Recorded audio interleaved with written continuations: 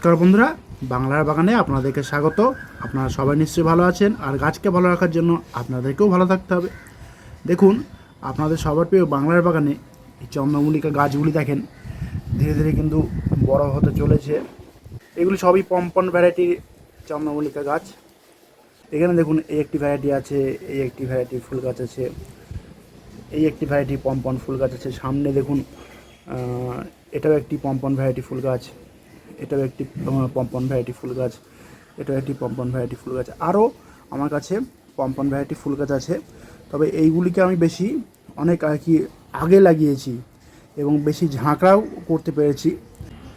দেখুন, পিঞ্চিং করে দিয়েছি এবং খাবারও আমি দিয়ে যাচ্ছি অলরেডি। দেখুন, নতুন নতুন ব্রাঞ্চও কিন্তু ছাড়ছে এখনও, দেখেছেন তো। গাছগুলি বেশ ভালো ঝাঁকড়া করতে পেরেছি আমি আরও আগের থেকে আর কি।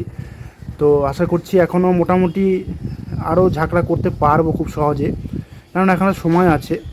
তো আশা করি আপনারাও নিশ্চয়ই আপনাদের বাড়িতে এই চন্দ্রমল্লিকা গাছ আপনারা রোপণ করে দিয়েছেন অলরেডি। যারা আগে থেকে রোপণ করেছেন তাদের গাছ আমার থেকেও আরও ভালো হয়তো হয়েছে, আর যারা একটু লেটে লাগিয়েছেন তারা একটু পিছিয়ে পড়েছেন অবশ্য। গাছটিকে এত ভালো ঝাঁকড়া করতে হয়তো পারেননি। তো অসুবিধা নেই, আপনারা খুব সহজেই ঝাঁকড়া করতে পারবেন, কারণ এখনও সময় আছে। তো টাইটেল আর থাম্বনেল দেখে আপনারা নিশ্চয়ই বুঝতে পেরেছেন যে আমি আজ আপনাদের সঙ্গে কী বিষয় নিয়ে আলোচনা করব।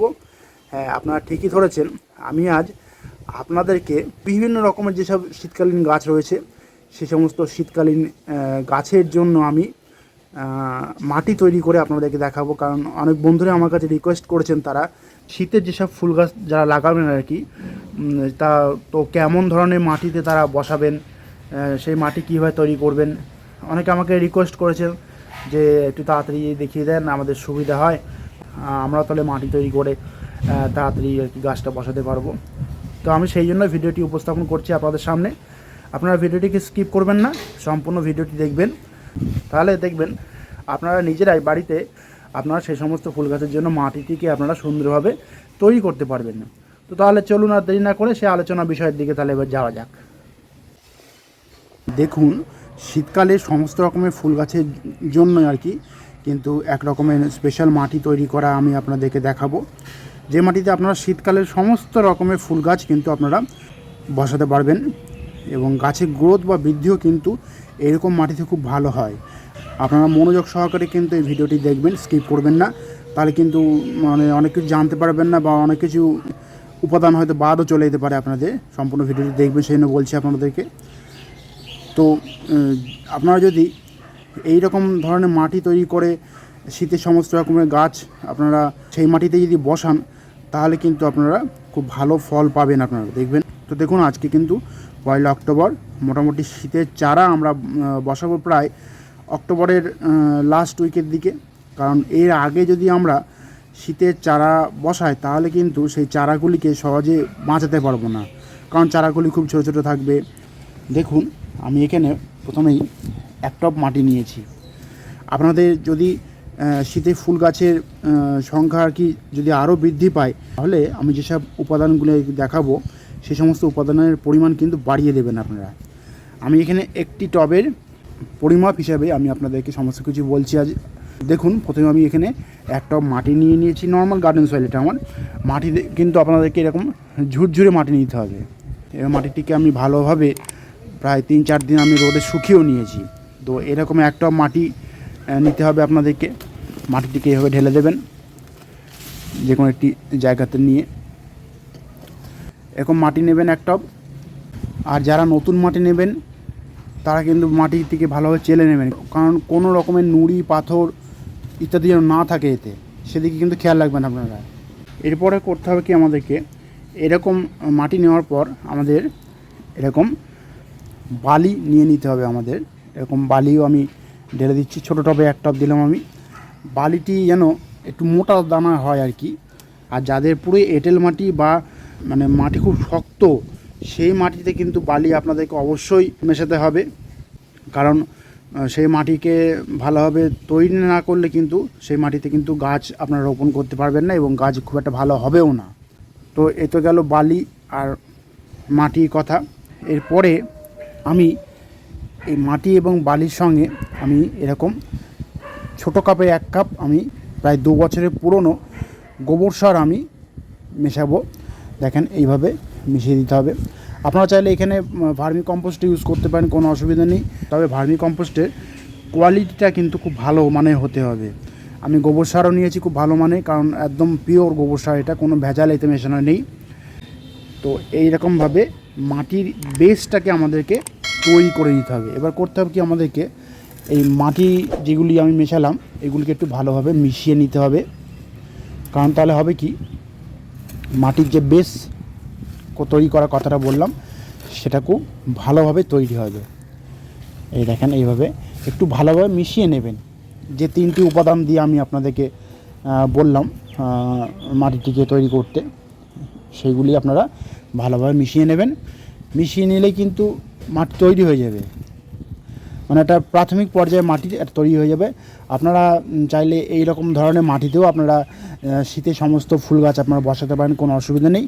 তবে আমি বলবো এই মাটিটিকে আরও জোরালো করতে এই মাটির সঙ্গে কিন্তু আমাদেরকে আরও কিছু কিছু উপাদান কিন্তু আমাদেরকে মেশাতে হবে। এই যে একটা বেস মাটি তৈরি হয়ে গেল, এই বেস মাটির সঙ্গে আমাদের করতে হবে কি, আমাদেরকে এই ফিউরাডন পাউডারটা মাটির সঙ্গে মিশিয়ে দিতে হবে। এরপরে করব কি, আমরা এই মাটির সঙ্গে কী মেশাবো, এই মাটির সঙ্গে এমন একটা উপাদান আমাদেরকে মেশাতে হবে যেটা না মেশালে কিন্তু একদমই কোনো রকমের কাজ কিন্তু খুব সহজে হবে না। সেটা হলো ট্রাইকোডার্মা ভিরিডি। এই ট্রাইকোডার্মা ভিরিডিটা অবশ্যই মাটির সঙ্গে মিশিয়ে দিতে হবে। আপনারা সবাই জানেন যে ট্রাইকোডার্মা ভিরিডি কাজ কি। আপনারা তবুও আমার চ্যানেলে প্রবেশ করে আপনারা দেখে নেবেন। আমার চ্যানেলে কিন্তু এই ট্রাইকোডার্মা ভিরিডি স্পেশাল ভিডিওটা দেওয়া রয়েছে। এরপরে আরেকটি উপাদান আমাদেরকে দিতে হবে, সেটি হলো এই দেখেন, এটা একটা মিশ্রণ আর কি। মিশ্রণ বলতে আমাদের লোকালে এটা পাওয়া যায়, অনেক জায়গায় হয়তো এটা পাওয়া যেতে পারে। এতে শিংকুচি, হাড় গুঁড়ো, চামড়া সার, রক্ত সার ইত্যাদি বিভিন্ন রকমের জৈব সার কিন্তু একসঙ্গে মেশানো রয়েছে। আমি প্রতি বছর এটাই কিন্তু ইউজ করি। এটা আপনারা এরকম মাটির সঙ্গে মিশিয়ে দেবেন, কোনো অসুবিধা হবে না। সমস্ত কিছু মিশিয়ে দেওয়া হয়ে গেল। মেন যে খাবারটা আর কি, সেই খাবারটা মিশিয়ে দেওয়া হয়ে গেল। কারণ এই খাবারগুলি মাটিতে না দিলে কিন্তু গাছ কিন্তু সহজে মানে তার মাটি থেকে খাবার গ্রহণ করতে পারবে না। এরপরে আরেকটি উপাদান আমাদেরকে মেশাতে হবে এই মাটির সঙ্গে। আমাদেরকে করতে হবে কি, এরকম নিম খোল নিয়ে আমাদেরকে মেশাতে হবে এই মাটিটির সঙ্গে। নিম খোলটাও আপনারা পরিমাণ মতো দিয়ে দেবেন। দেখেন আমি এখানে প্রায় 1/2 কাপ মতো আমি দিয়ে দিয়েছি। নিম খোলটা একটু ভালো কোয়ালিটির দেওয়ার চেষ্টা করবেন। তো এই মাটিতে সমস্ত কিছু মেশানো হয়ে গেল প্রায়। এরপরে আমাদেরকে করতে হবে কি, আমাদেরকে এরকম বাদাম খোল নিতে হবে। বাদাম খোল নিয়ে আমাদেরকে একটু এরকম মিশিয়ে দিতে হবে। পুরো গুঁড়োটা নেবেন আর কি, বাদাম খোল এভাবে পুরো মিশিয়ে নেবেন, তাহলে কোনো অসুবিধা হবে না। আর আপনারা এই পরিবর্তে সর্ষে খোলটা ইউজ করতে পারেন। তবে যারা এই ভিডিওটি আপনারা একদম নভেম্বরের দিকে গিয়ে দেখবেন, তারা কিন্তু এই সর্ষের খোল বা বাদাম খোলটাকে কিন্তু অ্যাভয়েড করবেন। কারণ সেই সময় কিন্তু শীতের ফুল গাছ লাগানোর সময় চলে আসবে। আপনারা অনেকে চাইবেন যে কয়েকদিনের মধ্যে শীতের ফুল গাছ আমরা মাটিতে বসাবো।